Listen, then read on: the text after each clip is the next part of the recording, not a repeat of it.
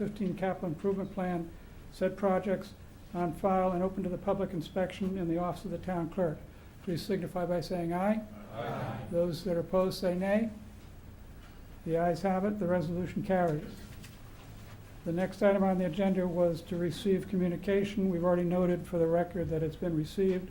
Item number 7 on the agenda is to consider and act upon a resolution entitled Resolution Making an Appropriation in the amount of $900,000 for the rehabilitation of various town roads and authorizing the issuance of $900,000 bond of the town to meet said appropriation, and pending the issuance thereof, the making of temporary borrowing for such purpose.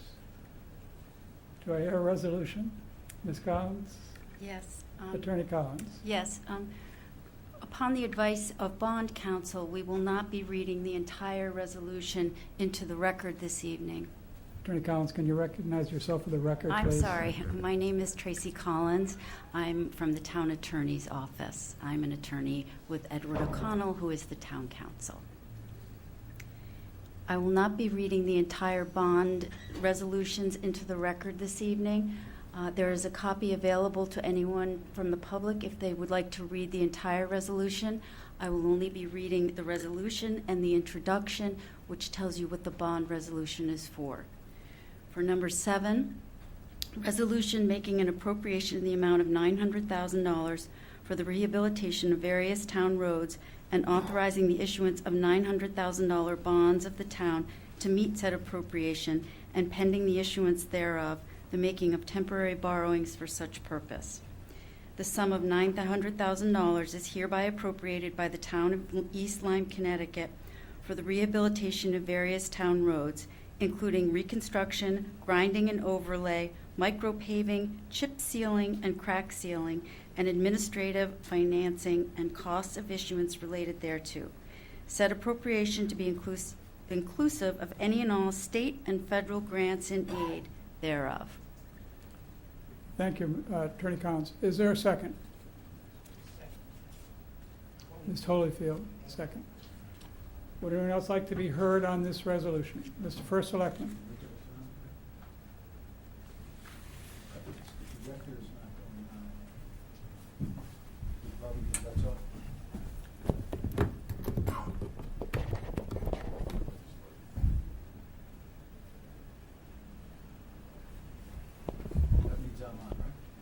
Yep.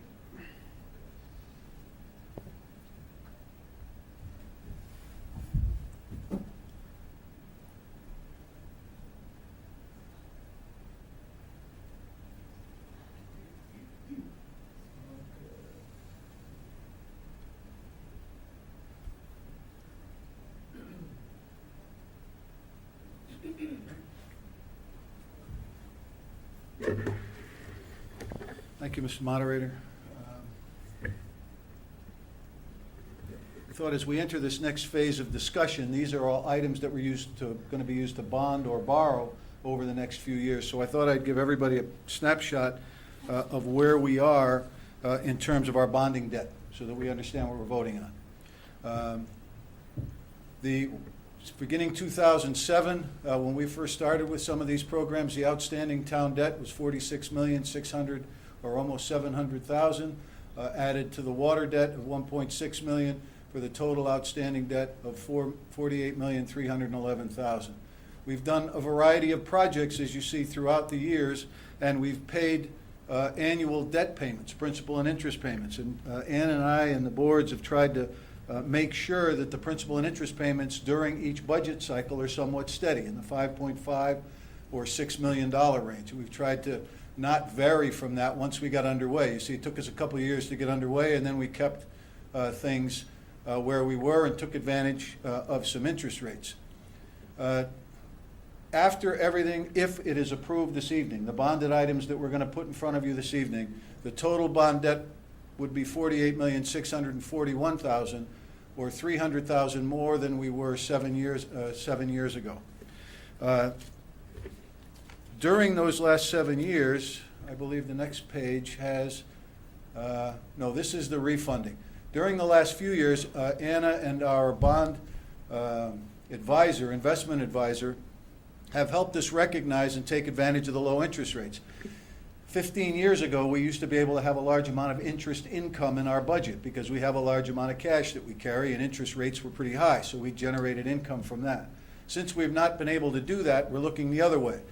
In those years, they borrowed money at a higher interest rates than we're borrowing money, so we did some refunding, which means we re-borrowed some money and do it. And this is the total refunding that we've done over the last few years, and that is the savings that we've accumulated as a result of the refunding. So we've repositioned some of the outstanding debt at high interest rates to low interest rates, and we've saved $2,300,000. We have a refunding coming up in the next couple weeks, right? July, first week in July. So we're taking advantage of it that way. The next one shows the total number of projects that we've been able to do over the last 7 years. So in between 2007, when the debt was $48,300,000, and today, should these be approved, the debt be $48,641,000. We've done $31,740,000 worth of projects and improvements throughout the community, and we've been able to keep that through the budget process to a fairly net neutral level, keeping the budget raises, their tax increases, to about 1.5%. They were actually 1.25% up until this year, when we were about 3% increase this year. So that is the picture. This is the particular. What do we have here, Anna? This is 2.5. Is this what we're redoing? We're putting out? No, that's. That's this money up here, to wherever it is? Yes, at the top. Okay, I got it. So, right here? Yes. So various capital improvements at the 2.5, that's those are identified in those projects. Just to give you a further picture of where we are, the next slide should show us kind of how we look at it, this kind of a quick snapshot that shows us what we're doing in terms of our annual budget. This is in thousands of dollars. I said we try to make it between $5.5 million or $6 million every year for bond and interest and principal payments. And you see there's the line. So should everything be approved, this is the existing debt, the blue. The new debt this evening is the green, and this is how it would be feathered in. So that for the next few years, we're right about the 5.4, 5.5 mark, and then we begin to taper off. Now, why is this important? We want to have this taper down here because we're looking at, as you know, new and improvements to the school elementary buildings. And if we renovate and we put $30 million into the schools, say, and the 20-year bond payment, that's what is that, 1.5 million a year? You know, so if you get down to this number, say 3.9, and you add 1.5 million to that, you're at the 5.5 number. So we're good and getting better with our vehicle acquisition program, buying a lot of dump trucks, buying a lot of things that we expect will last 10 to 15 years and have a replacement thing. So we're going to be very careful moving forward as to what bond appropriations that we'll need to put on here, keeping mindful in the fact that we will need a large expenditure down here should the community decide to make the decision to upgrade their schools. So we can keep it kind of net neutral. The other thing out there is Oswegatchie Hills. We've been talking about that for a long time. The opportunity to buy that for a number, you know, we're kind of trying to save some room in this area for this. And one of the ways that we can do that is do an interest-only payment for a year or two. And then this July, Anna is putting together a group of interest-only bonds that we did last year to this June 30th. And then we're going to bond those out. Do you happen to know the number of that we're going to be bonding? Is it near 10?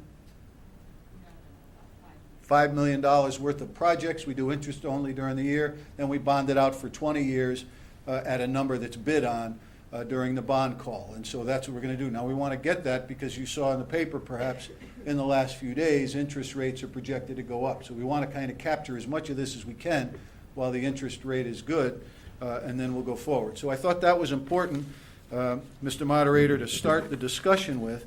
And this particular item I think we're talking about is the roads. Is that That's correct? correct, yes. So we have $900,000.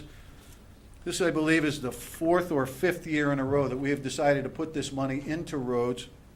And our former Public Works Director Mike Genitazio and I and Bill Shear and Chuck Holyfield drew up this idea that we identify the roads that need work and then identify those roads as to what level of work they need. If they need to be simply maintained, you can maintain a mile of good road for $15,000. They need to be completely reconstructed, it costs in the neighborhood of $350,000. So we're trying to take care of all the roads, get everything over to the $15,000 one and isolate the big roads, take care of those when we can, as we have Walnut Hill, Farrow Court, Upper Walnut Hill, Grassy Hill.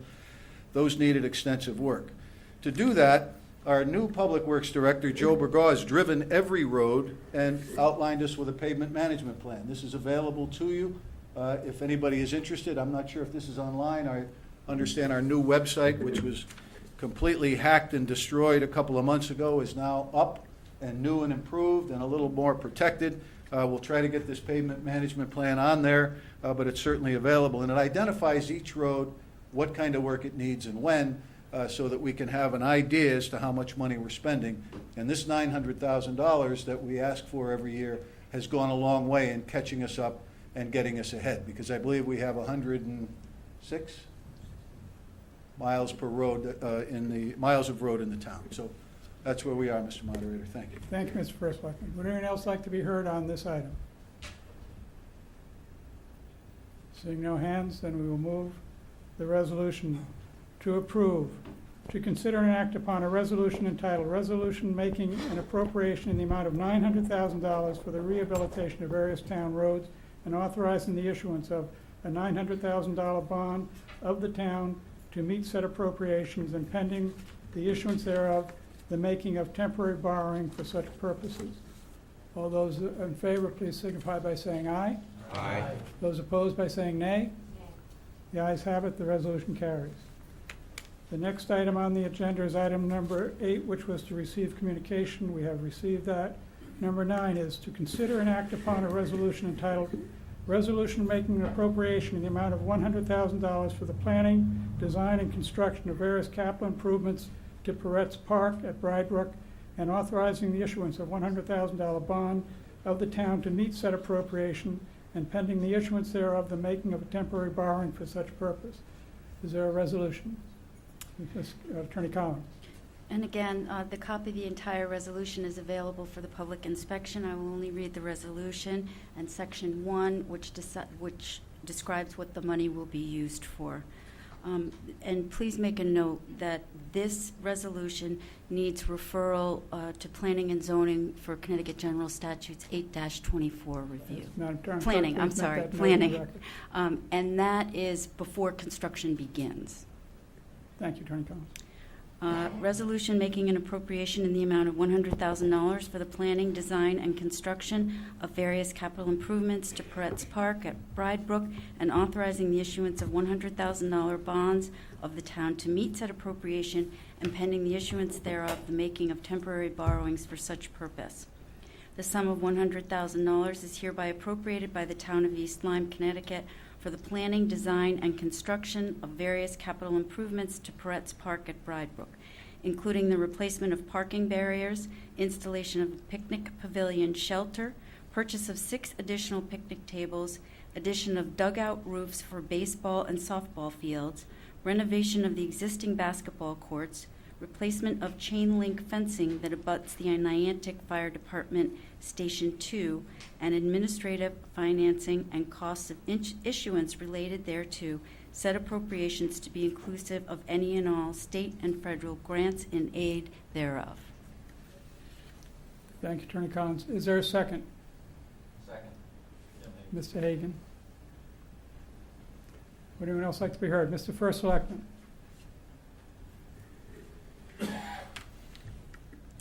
Thank you, Mr. Moderator. Again, this is a bonded item. I did start to pass around some pictures of some of the improvements that'll be made in case you want to take a look.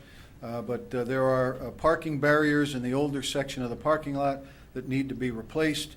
There are concrete bollards with wooden slats, and that pressure-treated wooden barriers need to be replaced and be similar to those that are around the newer parking lot.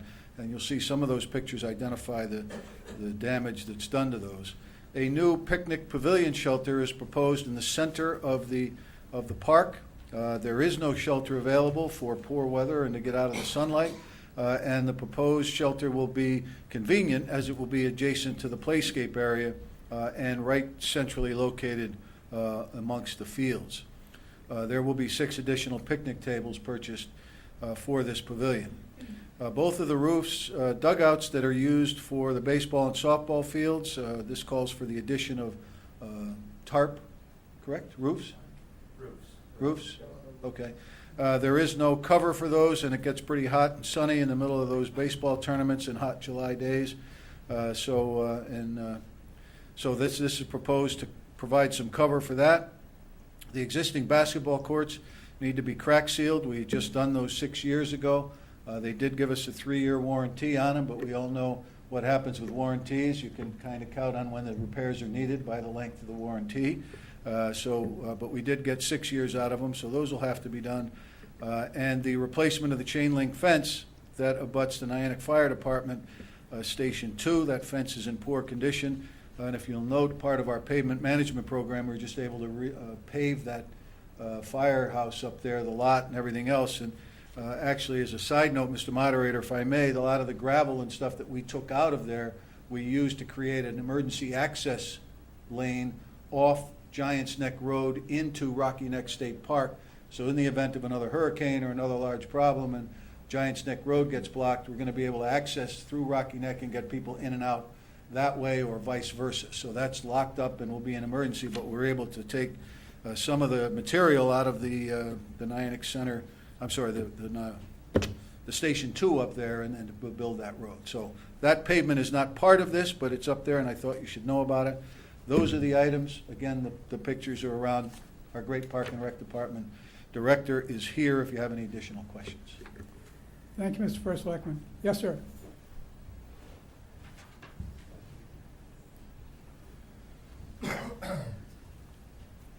Russ Muratori, 26 North Pride Brook Road. Okay, some of those things that they said they're going to purchase, that $100,000 is going to go to all those things. Okay, I didn't hear anything. I heard about a chain link fence. I didn't hear anything about noise fence going up there. Is that a question, Mr. Meritor? Well, yeah, and another question is, who comes up with these ideas? And don't tell me the Parks and Recs, because they'll all go to bed and the next meeting they all decide, oh, let's do this, let's do that. There's got to be one person that comes up with these ideas that presents it to the Parks and Recs. And who is that person? Do you have any other questions, Mr. Meritor? No, but Okay. Would anyone like to answer Mr. Meritori's questions? Mr. Moderator, as part of this project, there is no sound fence that's contemplated for this particular project. And in terms of the person, I guess, seeing as I bring this forward, I would have to be the one responsible for bringing it forward.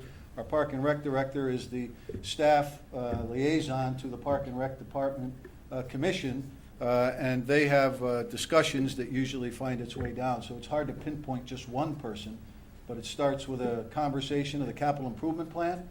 That capital improvement plan is made up of, a committee is made up of the finance director, the first selectman, a member of the Board of Finance, member of the superintendent of schools office, the public works director, the Park and Rec director.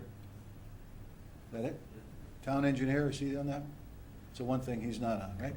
So I think so all of those folks are there and they determine what needs are most pressing for the capital improvement plan, and then that is updated each year, and then that 5-year capital improvement plan is brought to the town meeting in May where it's voted on by the people in the audience. Does that answer? more or less, it's like.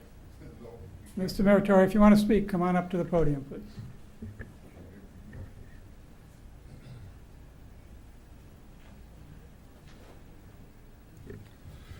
Yeah, it's like you're not pinpointing anybody. You're saying this guy's got the idea, that guy's got the idea, and it all comes together at one point. Well, an idea has to start out with one person.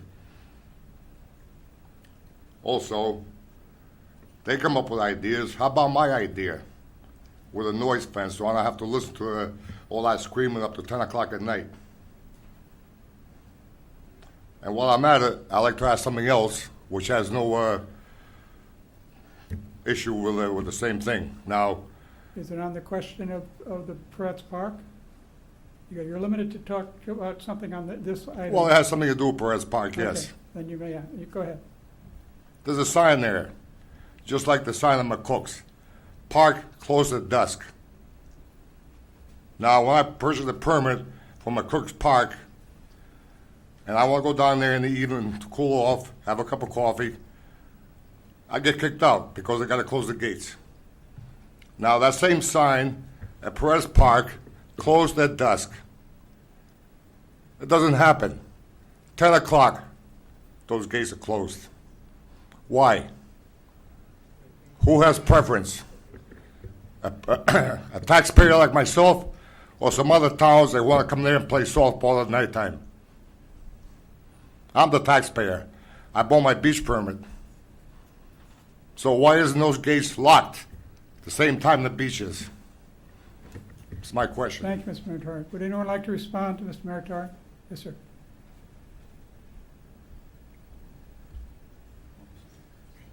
Rocco Tricarico, 17 Rose Lane. I'm here in support of the bonding question before us.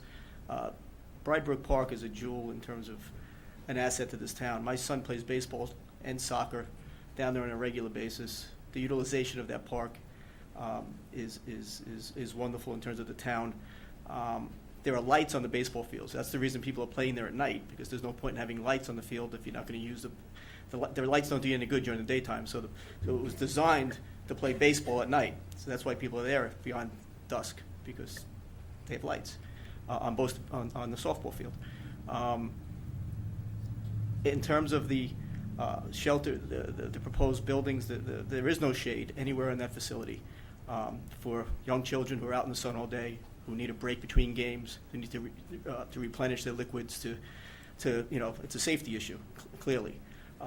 Same thing with the added places. There's no real place to sit there. There's one or two picnic tables and no place else for the kids between games to relax or hold an event in case of bad weather. So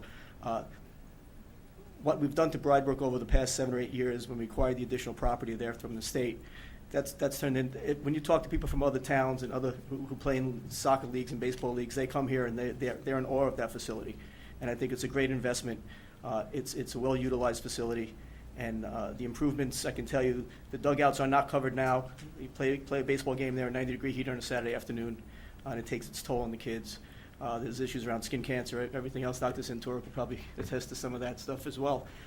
So I think these improvements, and in terms of who comes up with the ideas, I'm a taxpayer. I'm a user of the facility. My son is a user of the facility. The leagues come up with ideas. We get feedback from parents about why isn't this, why don't we have a shelter? Why aren't there picnic areas here? Why don't we have dugouts that are covered? Those ideas trickle down through the system. They eventually, over years and years, eventually make their way here. But the point is, a lot of the ideas come from the users. It's not a political issue. It's not someone in the town decides to come up with this idea to build a shelter. It comes from people who use these facilities, who notice that it can be improved somehow. And I think that's the real answer to the question. Thank you. Would anyone else like to be heard? Mr. Meritori. It's going to be your last trip up here, Mr. Meritori. I didn't get my question answered. Why is that park not closed at dusk? Okay. Would anyone like to answer Mr. Meritori's question? Yes, sir.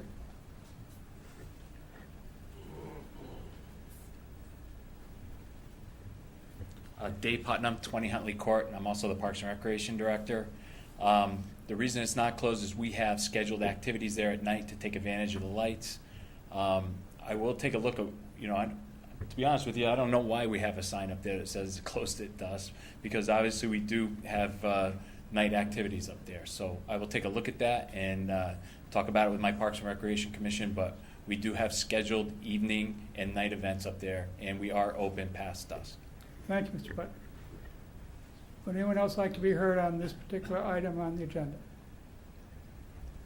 Seeing no hands, all those in favor of considering an act upon a resolution entitled Resolution Making an Appropriation in the Amount of $100,000 for the planning, design, and construction of various capital improvements to the Peretz Park at Bride and authorizing the issuance of $100,000 bond of the town to meet said appropriations and pending the issuance thereof, the making of temporary borrowing for such purpose. Please signify by saying aye. Aye. Those opposed by saying nay. Nay. The ayes have it. The resolution carries. The next item on the agenda, number 10, was to receive communication. We've already received it and made note of that. The next item is number 11, to consider and act upon a resolution entitled Resolution Making an Appropriation in the amount of $230,000 for the planning, design, construction, replacement, and installation of a new roof at the Board of Education Central Office and authorizing the issuance of $230,000 bond of the town to meet said appropriation and pending the issuance thereof, the making of temporary borrowing for such purpose. Do I hear a resolution? Attorney Collins. Again, a complete copy of this resolution is available to the public for inspection tonight. Resolution making an appropriation in the amount of $230,000 for the planning, design, construction, replacement, and installation of a new roof at the Board of Education Central Office and authorizing the issuance of $230,000 bonds of the town to meet said appropriation and pending the issuance thereof, the making of temporary borrowings for such purpose. Resolved, the sum of $230,000 is hereby appropriated by the town of East Lyme for the planning, design, construction, replacement, and installation of a new roof at the Board of Education Central Office, including administrative, financing, and costs of issuance related thereto. Said appropriation to be inclusive of any and all state and federal grants in aid thereof. Thank you, Attorney Collins. Is there a second? I second that. Mr. O'Connor. Is there any discussion? Mr. First Selectman. Thank you, Mr. Moderator. This item is to repair a very old roof, which is made of slate.